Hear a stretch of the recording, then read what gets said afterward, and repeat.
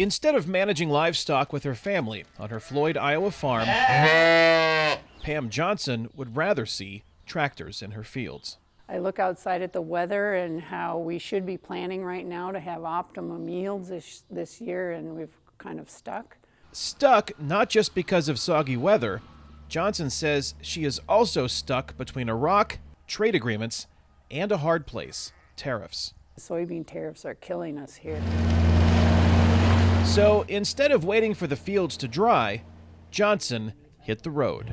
I'm excited about it. Because I thought it was really important to make sure that I got my voice heard and the voice of other farmers about how important trade is to us and how the tariffs are hurting us. The Motorcade for Trade is part recreational vehicle, part moving billboard, sponsored by Farmers for Free Trade.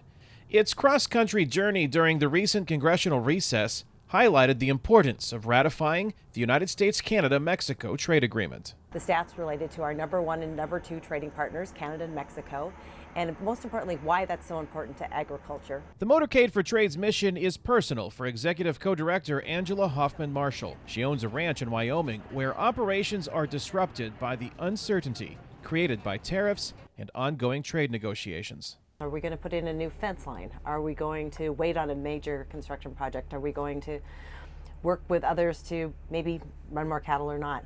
And what we hear across the board, no matter what industry we're in right now, is there's a lot going on with the trade war. They're desperately in need of some certainty. Iowa businesses have paid an extra $73 million in import tariffs. On one of the stops for the Motorcade for Trade, Pam Johnson expressed her concerns directly to one of her senators. Is it possible to get USMCA passed this session? I guess that would be my question to you. But Republican Senator Joni Ernst of Iowa trying to reassure Johnson and a group of other business owners and farmers. The president does want to see good and fair trade deals. And so once those have been negotiated, especially once we have Canada and Mexico done, once we can seal the deal with China, we continue to work on other trade agreements, new trade agreements around the globe, then we will have an expanding market for our American farmers.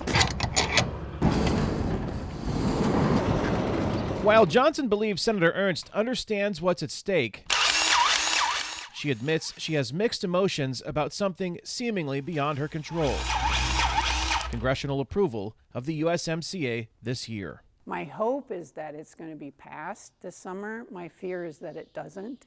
Her other fear is also out of her control: the weather.